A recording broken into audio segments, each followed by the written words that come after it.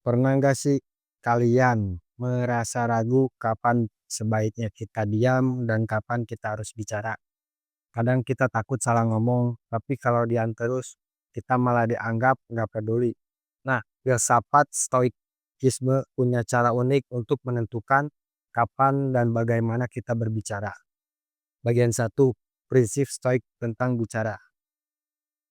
Para filsuf stoikisme seperti Marcus Aurelius dan Epictetus percaya bahwa kata-kata harus digunakan dengan bijak.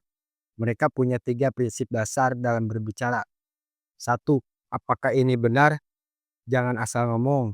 Kalau nggak yakin kebenarannya, hoak dan gosip adalah co- contoh pembicaraan yang sia-sia menurut stoikisme. Dua, apakah ini bermanfaat? Kalau perkataan kita nggak membawa manfaat bagi diri sendiri atau orang lain, lebih baik diam.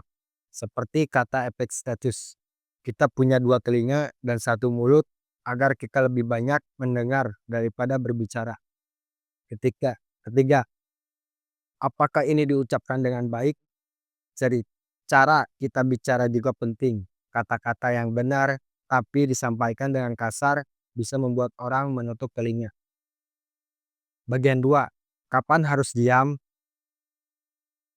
Stoikisme mengajarkan bahwa diam bukan tanda kelemahan, tapi tanda kebijaksanaan. Kita perlu diam ketika emosi sedang tinggi, lagi marah. Lebih baik tenangkan diri dulu sebelum berbicara, supaya enggak menyesal. Orang lain gak butuh pendapat kita. Kadang, orang hanya butuh didengar bukan dikomentari. Situasinya nggak bisa dirubah.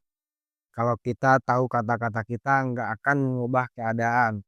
Lebih baik simpan energi untuk hal yang lebih berguna. Bagian 3, kapan harus bicara?